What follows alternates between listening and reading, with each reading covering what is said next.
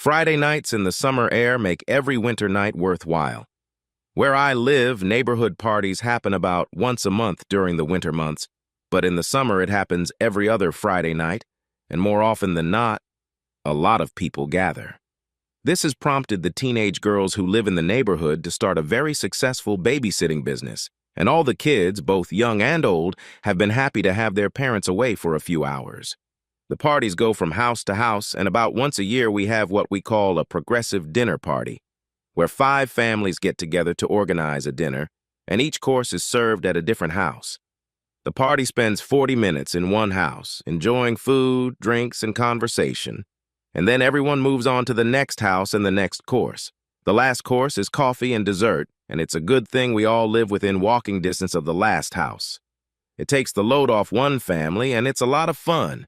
The rest of the parties alternate in the usual way, house to house, host to host, and each party is a little different. Our congregation is diverse, and that is a blessing. Some of us stick to traditions.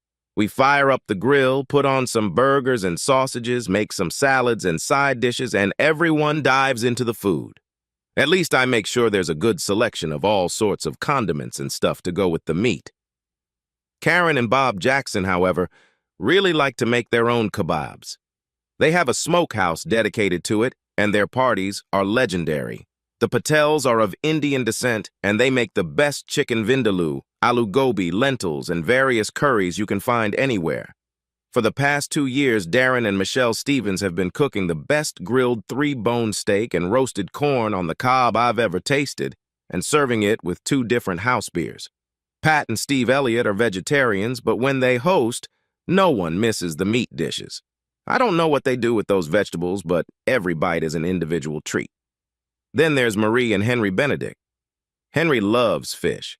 He can grill fish 10 different ways, and you want to get a piece of each kind he cooks. In all, about 24 families gather at our community parties. Some families have pools in their backyards, and there is dancing, discussing, and gossiping as usual. It's a great community, and I like the people here. Well, at least I like most of them. I could do without Frank Baxter. I disliked Frank as soon as I met him. He had this smug demeanor and a smirk that said, "I'm one step ahead of you." I thought that at the first opportunity Frank would clean out my pocket, but it turned out that at the first opportunity he would steal more than just my wallet. I wasn't alone in my dislike of Frank. Most of the men disliked him, and behind his back we called him Baxter. He was the only guy we regularly called by his last name. What annoyed us was that the wives seemed to like him. That was the way it was with wives, at least with our wives. They never seemed to have a bad word to say about anyone. I'd say a bad word about him, and she'd just reply, "Oh, Jim, just get over it. He's not that bad." I had known Julie for 12 years. We had been married for 8 years. And that comment was the only time in our entire marriage that I felt uncomfortable in our relationship. Baxter was a predator. It was the middle of May, and we were gathered at our house. Steaks and potatoes were grilling on 2 grills, and asparagus and assorted vegetables were roasting in the oven. Salads were waiting in the refrigerator. There were about 16 couples. The rest were on vacation or other reasons. Steve was working behind the bar a few steps away from the grill. I laid out horseshoes by which you can always tell who's had too much to drink. Music was playing from the speakers in the back windows, and everyone was having a great time. As always, the guys gathered around the grill, going from one grill to another, from bar to horseshoes to dancing in the yard, discussing the business of the day. Actually, we never used the word affairs, but I began to notice that every married man cast a casual glance in Baxter's direction. Baxter never socialized with the men at the grill. He never had anything to say to his husbands. He was always with his wives. They'd laugh at the nonsense he sold, and he'd ask them to dance. Baxter never missed a slow song, and always approached a man's wife before her husband. We had a fox in the hen house, or maybe he was just a skunk. That evening, the conversation over the grill turned to crime. There had been several break-ins within a few blocks of us, and a car had been vandalized overnight in one of the neighborhoods, so we felt crime was coming at us as well. Things came to a head when Henry told the 6 of us gathered around the grill at that moment that he had been called to jury duty. Some guy was being tried for breaking into houses in the middle of the night while families slept. We looked at each other and thought the same thing. This guy must have had a gun to be so brazen. Henry then told us that the defendant had a bracelet on his ankle that was clearly visible because the pant leg of his pants didn't cover it when he sat down. If our attention had not been riveted before, it was now riveted. We started talking about the neighborhood watch. Some of the men decided that we should take turns walking or driving around the neighborhood in the middle of the night, but that didn't resonate. Everyone agreed that it would be too easy for someone to slip past us, get in and out of the house, and we wouldn't detect them. Then we thought about home security systems, and we liked the idea, but they are expensive, and each of us is on our own. Some of us eventually agreed to that, but most of us didn't. Then I suggested a stray idea. You know, thieves probably scour the street before picking a target. What if we buy a bunch of those little 1-inch surveillance cameras? They could be made to take a picture every few seconds, and the rotating buffer would last for days, and the batteries even longer. We could Velcro them to the exterior window casings on the second floor so they can monitor the exterior of our homes. That way we can keep an eye on each other, and if anyone notices anything suspicious, they can alert the others. And there was a brief pause, and then we all looked over to Baxter. We don't need to tell everyone what we're doing. We don't need to make the wives worry unnecessarily. It was Henry again. Baxter danced a slow song with Marie. We ended the discussion by talking about motion detectors, outdoor lighting, and guns. Fortunately, my neighbors are mostly gun-averse, and I don't think the idea caught on. Nevertheless, I made a mental note to myself not to walk through my neighbors' backyards without alerting them. That same night, I ordered 4 of them to experiment with. After a week, I realized they were working and ordered another dozen to get started. I told myself that this was just a little toy to play with. If I was being truthful, I would admit that I didn't want my wife to know about it. I didn't want either wife to know. Baxter bothered me, and I think other husbands. My fear was playing in my head, and I knew I had to get it under control. Julie hadn't given me a single reason to doubt her. I knew that, but I was still worried. That's what smirking shit like Baxter can do to a man. He stokes fear and doubt in a husband's mind, and I could swear the bastard likes it. I checked my cameras every few days while Julie wasn't home or she was asleep. I've caught Jackson walking his dog, and twice he just stood there while the mutt urinated on my mailbox. I know that's what dogs do, but it was frustrating to watch this and see Jackson doing nothing. I mentally marked that I would pee on his post myself while everyone was asleep. I saw kids playing, the mailman delivering the mail, my neighbor across the street getting the morning paper in his boxers, great guy, husbands and wives going to work and coming home, and absolutely nothing out of the ordinary. Truth be told, I was relieved. This is the way things are supposed to be, and my mood improved with each viewing. What's more, I soon began to enjoy it. While I was usually at work, I was able to catch a glimpse of life in my neighborhood, and with the exception of a couple of dogs, I liked what I saw. About a week after we launched Neighborhood Watch, I got a call at work from George Mitchell. George and Margaret are about 15 years older than Julie and I, and they have always amazed me with how unshakable they seem. They're like the rock that holds the neighborhood together, and whenever we have questions or problems with the locals, I turn to George. He asked if I could meet him for lunch, and I agreed. It was a heavy lunch, and our usual roles reversed. We each ordered a Reuben, and I, oddly enough, got a beer. He pulled out his tablet and started activating it. Last night, I was going over the images from the camera set up in front of the house. I noticed something, and I need your opinion on what to do about it.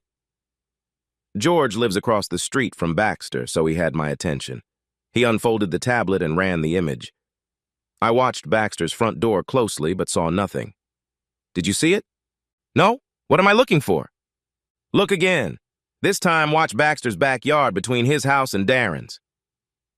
Darren Stevens was one of our friends who'd missed the last party. I watched, and there he was, right in the palm of my hand. Baxter was walking through the backyards toward Darren's house. George stopped the picture. You caught him walking home? George brought the image forward, turned the toggle switch, and started the viewer again. Almost 2 hours later. Sure enough, Baxter was walking home. We were both quiet for a while after that until I finally stated the obvious. Darren's not going to like this. Well, that's the $64 question, isn't it? Do we tell him or do we keep it to ourselves? I mean, what do we really know? He stopped by for 2 hours, but they could have stayed on the back porch and it would have been perfectly innocent. Or Darren could be married to a crook and not know it. What the hell do these wives see in this jerk? That's a question that's been bugging me for a long time. George looked at me for a moment. You don't think? No. There's just a little nugget of doubt lodged in my brain. You know Julie. She'll never say a bad word about anyone. I wish for once she'd spit in his eye and kick him in the balls. George laughed at this point. Yeah, I know Julie. She'll never spit in his eye or kick him in the balls, and she'll never cheat on you the way you cheat on her. The girl loves you, so get those thoughts out of your head. I know, shitheads like Baxter have a knack for creating doubt. It's one of the many things I hate about him. Well, if it makes you feel any better, he's sick of me too. Seriously? What do you mean seriously? Margaret is still a beautiful woman. No, that's not what I meant. It's just that I've always thought of you two as a rock, and I'm a little surprised you let Baxter get to you. Welcome to the club. Anyway, a few weeks ago, I had a little talk with Margaret about Baxter and asked if he had ever been a problem for her. That's exactly how I phrased it. And what did she say? She laughed and said she was too old to attract a player like Baxter. How did you react to something like that? The next day, I stopped on my way home from work and bought the sexiest negligee I could find and a necklace with very large stones. I laughed, shaking my head and lowering my gaze to my beer, but the seed was laid. After a few minutes, I looked at my friend again and asked, "Where did you buy that negligee?" They have a store in the mall that sells stuff like that. You can't miss it. All the married men there stand in front of the window while their wives shop elsewhere.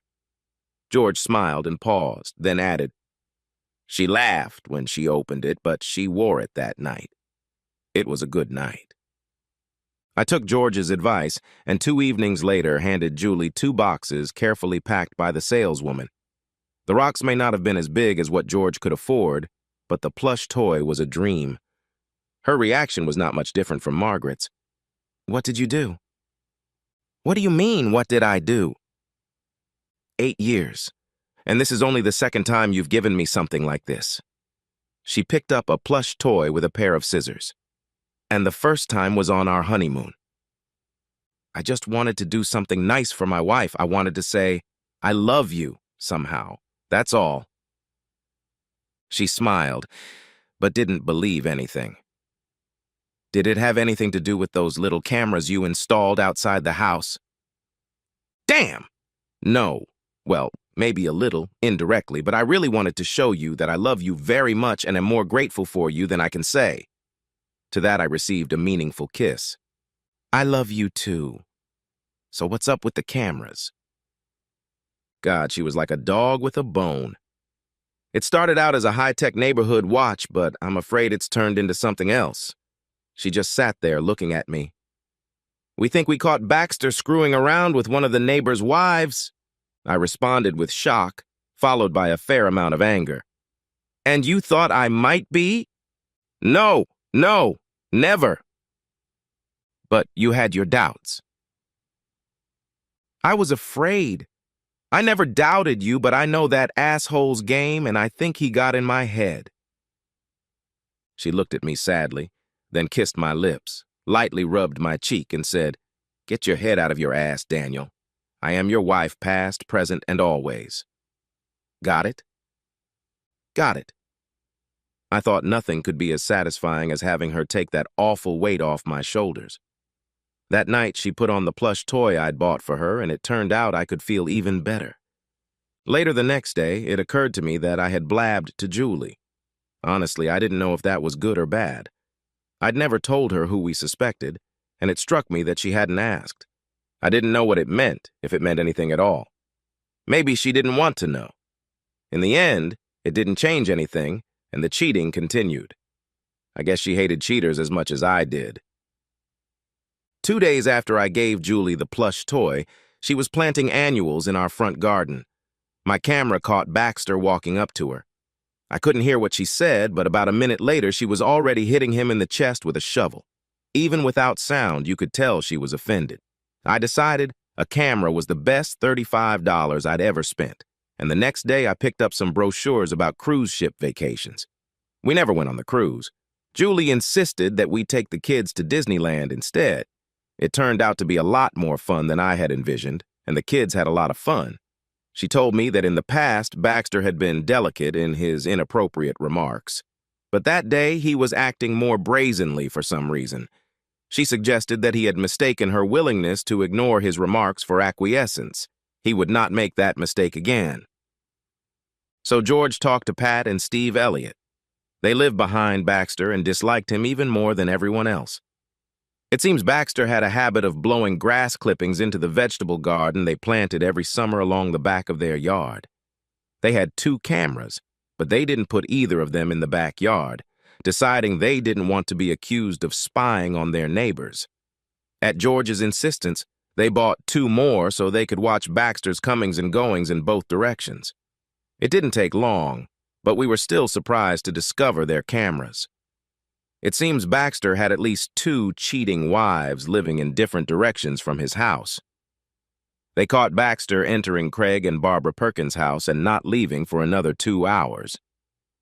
George, Steve, and I got together for a beer after work and tried to decide what to do. On the one hand, we could throw the marriage down the stairs, and on the other hand, we could betray a friend. George said it best. If you were the husband, what would you want us to do? It was an easy question to answer, so we decided to call Darren and Craig and invite them over for a beer on Saturday. Somehow I was nominated to be the bellman. I was starting to hate the whole neighborhood watch idea. You can imagine what that friendly beer was like, right? There were 5 of us at the table, 3 peeps and 2 angry husbands. The first plate of nachos ended up on the floor. The first pitcher would have followed if Steve hadn't grabbed it first. Guys, I know this looks bad, but all you know is that he came to our house. Yeah, he came to our wives for 2 fucking hours while we were at work. Well, 2 hours anyway. We don't know if there was anything there. Their stares prevented me from finishing my sentence. Look, it's your decision. But if it were me, I'd want to know everything without a shadow of a doubt. How many times has he visited my wife? George spoke up. As far as we know, only once. Darren, I hate to tell you, but he's been to your house twice. And both times for 2 hours? We just nodded. How much do those cameras you buy cost? They're cheap, only about $35 a piece, and we always buy an extra memory card to make it easier. I want 3, 1 each for the living room, kitchen, and bedroom. Me too. And how are you going to make sure your wives don't find them? I mentally pictured their wives finding the cameras, and then all hell breaks loose, and they never get the answer they want. George had a solution. Try putting them in air conditioners. The grid will hide them. We anticipated their request, and I handed them each 3 cameras, along with extra batteries and memory cards. All I could say was, I hope we're wrong. Thanks, Daniel, but we all know you're not wrong. It didn't take long, and both men got the proof they needed. They kept quiet about it until they settled with their lawyers. Divorce papers were drawn up, bank accounts were divided, and credit cards were canceled at the last minute. In the end, families broke up. Fathers took part-time jobs, and no one was happy. It wasn't pretty, and the whole affair left the neighborhood in mourning. They say that divorce is like a death in the family, so in our community, 2 died. And they were all people we loved and cared about. The first party after the breakup was somber. 2 wives were conspicuous by their absence and 2 husbands by their drunkenness. That night, we put our friends to bed, but the whole night felt more like a wake than a party. It took quite a while and a blazing fire before things returned to normal. In early October, George and Margaret Mitchell celebrated their 30th anniversary. All the neighbors got together and rented a dance hall for the night. We booked a band, a bar, hired a caterer, and invited the whole neighborhood.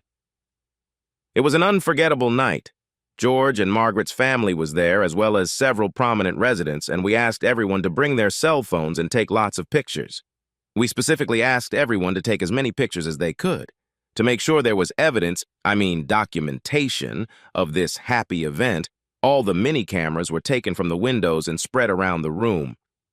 Then, while we were all celebrating, Frank Baxter's house burned to the ground. Baxter was out of town, and all of his neighbors were at the party. By the time everyone noticed the fire, it was too late for the fire department to save the structure. The arsonist was never caught. Frank sold the house and moved away. No one missed him. Craig rented a 2-bedroom apartment nearby, and he and his ex-wife take turns living in the house with the kids. They're doing well. Darren and Michelle didn't have kids, so they sold their house. She moved away, and he stayed close by. About a year later, both men started dating and are still dating today. They have not remarried, but seem to be regaining the life and joy they once knew. Julie runs into Barbara from time to time and tells me that Barbara is full of remorse. She says that Baxter was never worth the price she paid. It's unlikely that anyone would disagree with her, but some things can't be fixed, no matter how much you'd like them to be. In the months that followed, the company that created the mini cameras sold them to many homeowners in my neighborhood. I'd like to think they were all purchased for home security, but truth be told, as divorces went through, the neighborhood watch phase took on a different meaning. There were no more divorces after Baxter left, and I'd like to think that means there were no more cheating spouses, but I know the national statistics as well as anyone, and they seem to indicate otherwise. It turns out that Neighborhood Watch did achieve its original goal after all. When we started comparing surveillance from different cameras, we noticed the same car driving slowly through the neighborhood, and eventually the driver and passenger of that car were seen walking along the property line behind homes. We called the police, told them what we had, and the 2 men were arrested. This allowed the police to find some items stolen from other homes, and the 2 men were brought to court. In the end, the 2 crooks were caught, 2 families were destroyed, and the 2 thieves were brought to justice. Sometimes I wonder if those little cameras were a bargain or just terribly expensive.